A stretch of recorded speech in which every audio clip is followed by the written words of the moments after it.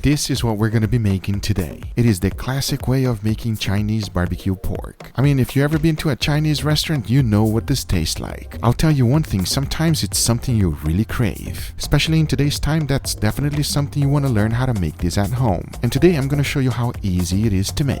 Everything starts off with a marinade. And here we have the special ingredient. You can find it in any Asian supermarket. But if worse comes to worse and you cannot find it, you can always get it online. As always, exact amount and ingredients always in the description down below for you. This is what it looks like. And it also has a very unique smell. I know you're probably wondering what this is. And it is fermented bean curd. And in order to make this Chinese barbecue pork, you gotta have it. So for our marinade, the first thing we need to do is to cook it. And that's because it's also gonna turn out as our sauce in the end. So into the pan, I threw in a little bit of garlic, followed by brown sugar, a little bit of honey, Chinese 5 spice, cherry vinegar, dark soy sauce, hoisin sauce, sesame oil, our special ingredient, the Chinese fermented bean curd. If you want that red traditional look, you definitely gotta use this one, and it's red food coloring. But if you don't care about the look, you can leave it out. And of course, don't forget salt. Now there's left to do is to whisk it well and make sure you bring all of these ingredients together. And it is super important to bring it to a boil. That is because we want it to fully cook. Just like I mentioned before, this is not only going to be our marinade but also our finishing sauce. And bringing it to a boil is definitely the right way to do it. But once you have achieved full boil, your sauce is done.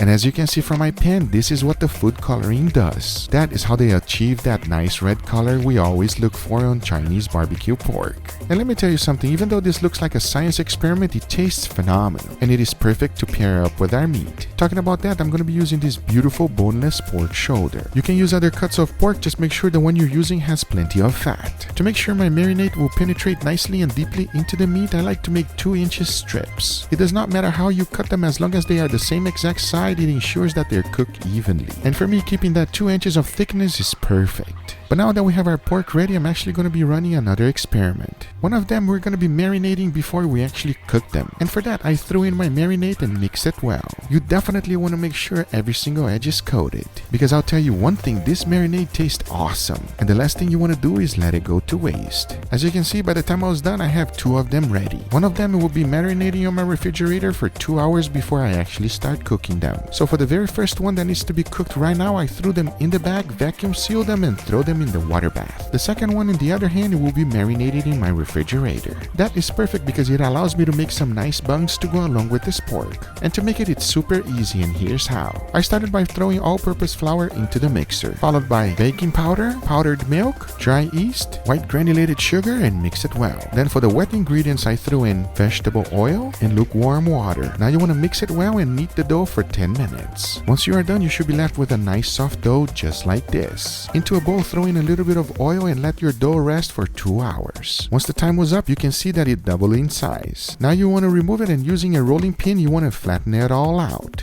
Do not make it too thin. You're aiming for a 1/4 inch thick. To ensure that my buns have a nice perfect shake, I'm using a round cutter. And if you don't have one, you can always use a bow. The next thing to do is to fold them in half so they have that bao bun iconic look. And that is how easy it is to make them. To ensure that they will not stick into my steamer, I like to coat them with a little bit of oil. That will definitely prevent them from sticking. But now all there's left to do is to steam them on a steamer for 10 minutes. Because once your 10 minutes are done, you are left with homemade bao buns. And I'll tell you one thing, if you've never made them, give them a try. They are easy to make and very tasty. And it should pair up perfectly with our pork. Talking about that, it's time to bag up the next one. So I quickly removed them out of the refrigerator, bagged them up, and they were ready for the water bath. And my temperature was set to 145 degrees Fahrenheit. This one I'm going to be cooking for 24 hours. And the other one was cooked for 26. And I can't wait to find out how they're going to taste with those beautiful bao buns.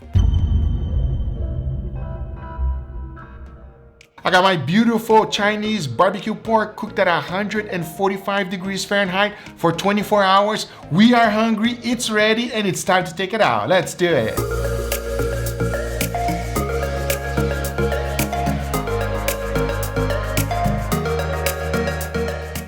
This smells phenomenal, everybody. The juices from the bag, it smells incredible. Let me tell you something. As soon as you take it out of the bag, it just hits you. And you know it's gonna be something special. Now here's the deal. Before we actually give it a nice sear, we're gonna rebaste it with the sauce. Remember, that's one of the reasons why we brought it to a boil, so that you can cook all those things off, and it's 100% safe now just to finish it off. With all that being said, we're gonna glaze it and put it in the oven. The reason is that there is sugar. If you put something extremely high temperature like the flamethrower, it's just gonna burn it and give a bitter taste. That's not what we want. So the oven for this one is perfect for a nice, wonderful sear. So now I say, I know it doesn't look that good right now, but watch this.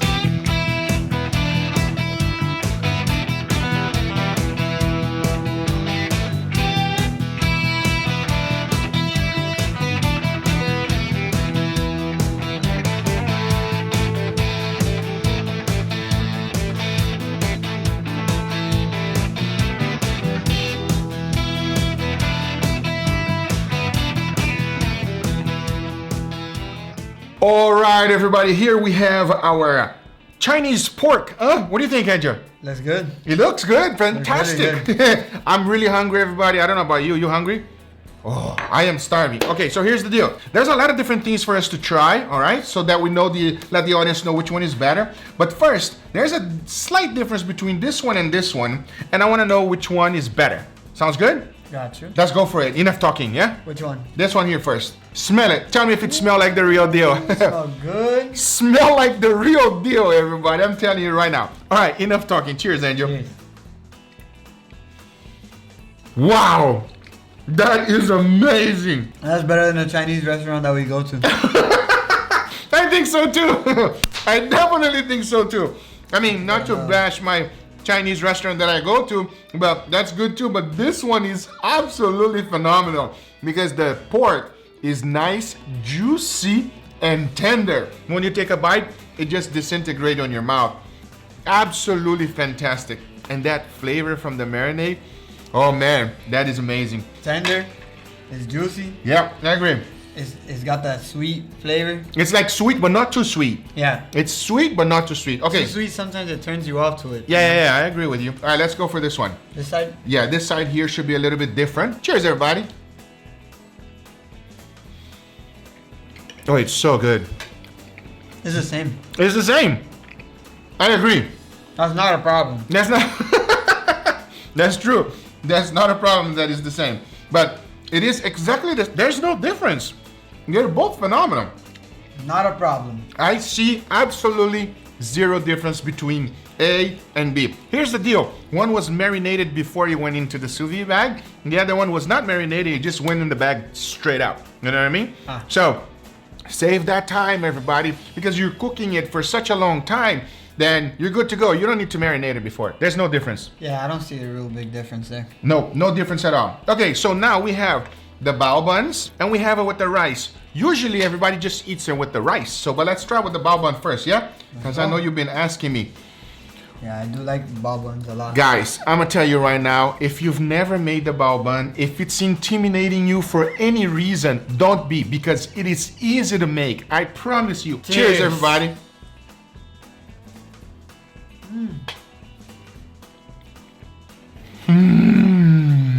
That is fantastic. Bao bun was made to be eaten like this, everybody. It's too good. It's too good. It's That's too the good. problem. It is too good. I'm gonna be busy eating this time. I'm sorry, guys. You guys can bash me in the comments all you want. It's good, and I'm gonna eat it because that's what I'm supposed to do to it. The bun is nice and sweet, and the pork is a little bit sweet but savory as well. And it's so fluffy, that bread, everybody. The bao bun is so fluffy. It's like, it's the perfect combination. Let's go ahead and try with the rice, which is the traditional way that, you normally have this kind of pork. All right, ready for it? Wow, that's a big bite. Cheers. Cheers, everybody, with the rice. A match made in heaven. I like it, but the bao buns is better. I'm going back to the bao bun. Yeah. I can tell that you really enjoy that one, huh? Do not be intimidated. If you think that it's hard to do, it is not. You can actually make the pork ahead of time and then just chill it on your refrigerator. If you want to leave in your refrigerator 2 days, 3 days, and just finish it off whenever you want, it is as easy as that. Yes, it does take 24 hours at 145 degrees Fahrenheit if you want this type of texture. And I definitely recommend it because it was perfection. As you can see, Andrew don't want to talk. I see you all. You're going all in, bro. Huh? No more talking from Angel. And I understand because it is amazing and I want to go back to eating. I hope you guys enjoyed this video. If you do enjoy, make sure you give it a thumbs up. If you're not a subscriber, be sure to subscribe for future videos. Remember, if you are interested in any of the equipment I use, everything is always in the description down below for you.